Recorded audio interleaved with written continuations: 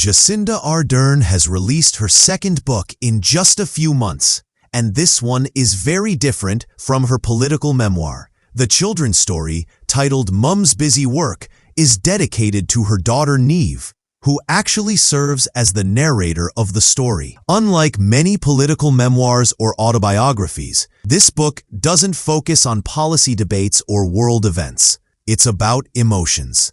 Through Neve's eyes, the book explores what it feels like to have a mom who's constantly busy, always juggling big responsibilities, yet still deeply committed to being present as a parent. So what does this mean for readers, especially in the US and around the world? For working parents, it's a reminder that you're not alone. For kids, it's reassurance that even if their parents are busy, they're still loved and valued. And for society, it sparks an important conversation about how we view women in leadership roles. Do we expect them to hide their motherhood? Or can they redefine what leadership looks like, blending professional achievement with family connection? In the end, Mum's Busy Work isn't just a children's book. It's a cultural statement. It belongs to a growing genre of stories that celebrate families of all shapes and sizes, and especially the realities of working moms. It's tender, relatable, and honest. And whether you're a parent, a child, or simply someone curious about how leaders navigate personal lives under public pressure, this book offers a universal message: love and family matter most.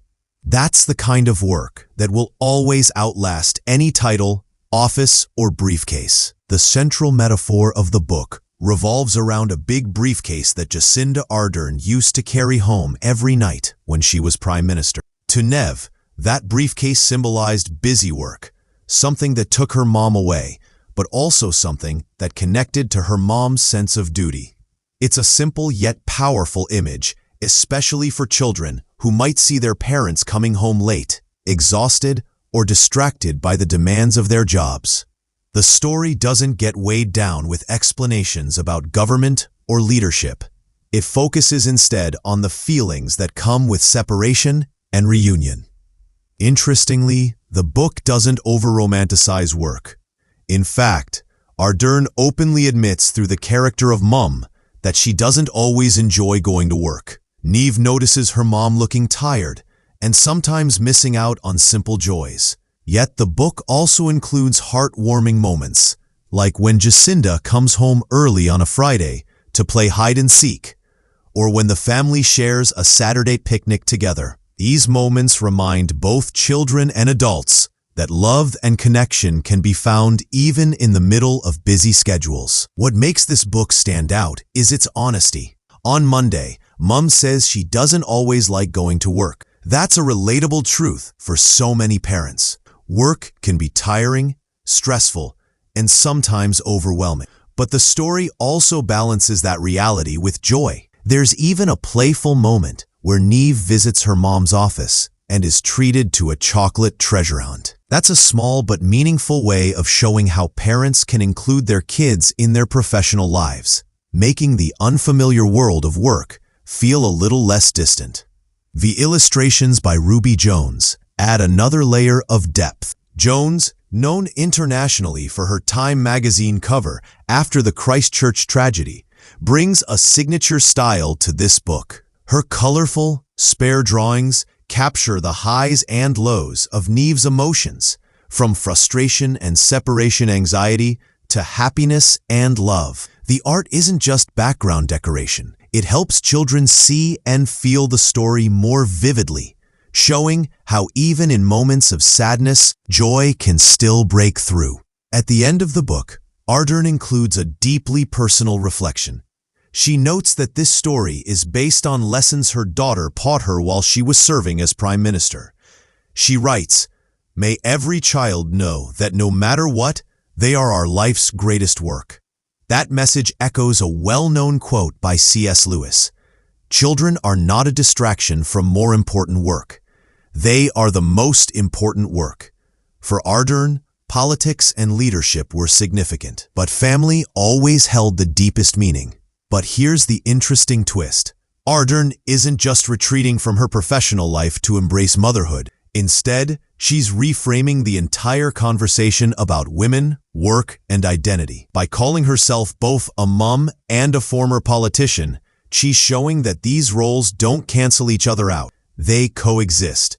Her children's book becomes not just a bedtime story, but a subtle critique of the traditional, male-dominated idea of what serious work looks like. But here's the interesting twist. Ardern isn't just retreating from her professional life to embrace motherhood. Instead, she's reframing the entire conversation about women, work, and identity. By calling herself both a mom and a former politician, she's showing that these roles don't cancel each other out. They coexist.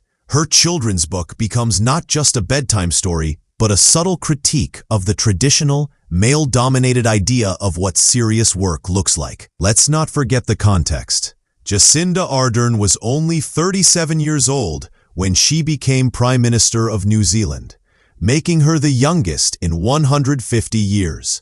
She also became only the second world leader in history to give birth while in office. That alone was groundbreaking. And yet, throughout her time in leadership, she kept her family life mostly private. Niamh was rarely in the spotlight, which made this book all the more powerful.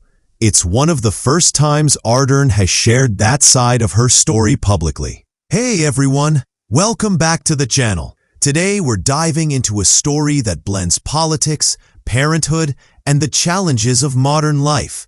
Imagine being one of the world's youngest leaders, carrying the weight of an entire nation on your shoulders, and at the same time, trying to balance something as deeply personal as raising your child. That's exactly what Jacinda Ardern, former Prime Minister of New Zealand, went through.